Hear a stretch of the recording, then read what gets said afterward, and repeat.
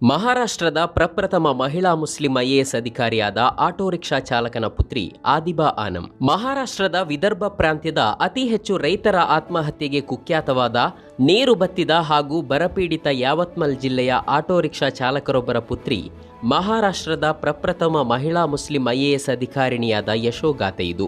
ಅಶ್ಫಾಕ್ ಶೇಖ್ ಅವರ ಪುತ್ರಿ ಆದಿಬಾ ಆನಂ ಎಂಬ ಯುವತಿ ಈ ವರ್ಷದ ಕೇಂದ್ರ ಲೋಕಸೇವಾ ಆಯೋಗದ ಪರೀಕ್ಷೆಯಲ್ಲಿ 142ನೇ ರ್ಯಾಂಕ್ ಗಳಿಸುವ ಮೂಲಕ ಭಾರತೀಯ ಆಡಳಿತಾತ್ಮಕ ಸೇವೆಗೆ ನೇರವಾಗಿ ಸೇರ್ಪಡೆಯಾದ ಮಹಾರಾಷ್ಟ್ರದ ಪ್ರಪ್ರಥಮ ಮುಸ್ಲಿಂ ಮಹಿಳೆ ಎಂಬ ಹಿರಿಮೆಗೆ ಪಾತ್ರರಾಗಿದ್ದಾರೆ.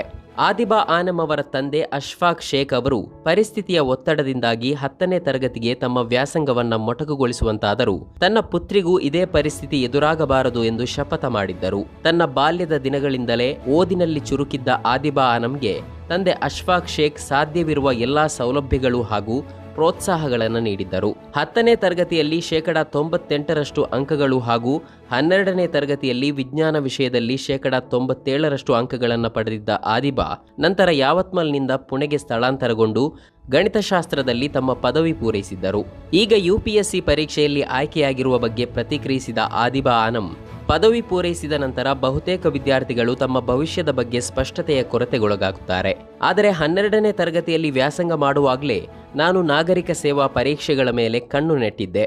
ನಾನು ಏನಾಗಬೇಕು ಎಂಬುದು ನನಗೆ ತಿಳಿದಿತ್ತು ಮತ್ತು ನಾನು ಆ ದಿಕ್ಕಿನಲ್ಲಿ ಕೆಲಸ ಮಾಡಿದೆ. ಸೇವಾ ಎನ್ಜಿಒನಲ್ಲಿ ಕಾರ್ಯದರ್ಶಿಯಾಗಿರುವ ನನ್ನ ಚಿಕ್ಕಪ್ಪ ನನ್ನನ್ನು ಐಎಎಸ್ ಅಧಿಕಾರಿಗಳಿಗೆ ಪರಿಚಯಿಸಿದ್ರು. ಹೀಗಾಗಿ ಅವರಂತಾಗಬೇಕು ಎಂಬುದು ನನ್ನ ಆಸಕ್ತಿಯಾಯಿತು. ಐಎಎಸ್ ಅನ್ನ ನನ್ನ ಕನಸಾಗಿಸಿಕೊಂಡೆ ಹಾಗೂ ಅದನ್ನು ಸಾಧಿಸಲು ನಾನು ದಣಿವರಿಯದೆ ಕೆಲಸ ಮಾಡಿದೆ ಎಂದು ಹೇಳಿದ್ದಾರೆ.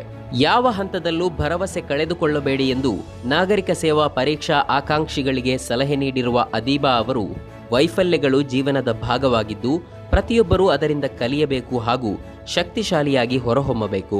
ನಾವು ನಮ್ಮ ತಪ್ಪುಗಳಿಂದ ಪಾಠ ಕಲಿಯಬೇಕು ಮತ್ತು ತಪ್ಪುಗಳನ್ನು ತಿದ್ದುಕೊಳ್ಳುವ ಮೂಲಕ ಹೊಸ ಪ್ರಯತ್ನಗಳನ್ನು ಮಾಡಬೇಕು ಎಂದು ಕಿವಿಮಾತು ಹೇಳಿದ್ದಾರೆ. ಆದಿಬಾ ಆನಂ ಅವರ ಕಿರಿಯ ಸಹೋದರರು ಕೂಡ ತಮ್ಮ ಅಕ್ಕನ ಹೆಜ್ಜೆಜಾಡನ್ನೇ ಅನುಸರಿಸುತ್ತಿದ್ದಾರೆ. ನಮ್ಮ ಕಾರ್ಯಕ್ರಮಗಳನ್ನ ನೀವು ನೋಡ್ತಾ ಇದ್ರೆ ನಮ್ಮ ಚಾನೆಲ್ ಅನ್ನ ಸಬ್ಸ್ಕ್ರೈಬ್ ಮಾಡಿ, ಪಕ್ಕದ ಬೆಲ್ ಐಕಾನ್ ಒತ್ತಿ ನಮ್ಮನ್ನ ಬೆಂಬಲಿಸಿ. ಹಾಗೆ ನಮ್ಮ ಕಾರ್ಯಕ್ರಮಗಳನ್ನ ಲೈಕ್ ಮಾಡಿ, ಕಮೆಂಟ್ ಮಾಡಿ, ಅದನ್ನ ಬೇರೆಯವರಿಗೂ ವಾಟ್ಸ್ಆಪ್ ಮೂಲಕ ಶೇರ್ ಮಾಡಿ. ನೀವು ಹೀಗೆ ಮಾಡಿದಾಗ ನಮ್ಮ ಚಾನೆಲ್ ಇನ್ನಷ್ಟು ಮತ್ತಷ್ಟು ಜನರಿಗೆ ತಲುಪಲು ನೀವು ನಮ್ಮೊಂದಿಗೆ ಸಹಕರಿಸಿದ ಹಾಗಾಗುತ್ತೆ. ಇದು ನೀವು ಯಾವುದೇ ಖರ್ಚಿಲ್ಲದೆ ಕೆಲವೇ ಸೆಕೆಂಡುಗಳಲ್ಲಿ ನೀಡಬಹುದಾದ ಸಹಕಾರ. ಧನ್ಯವಾದಗಳು.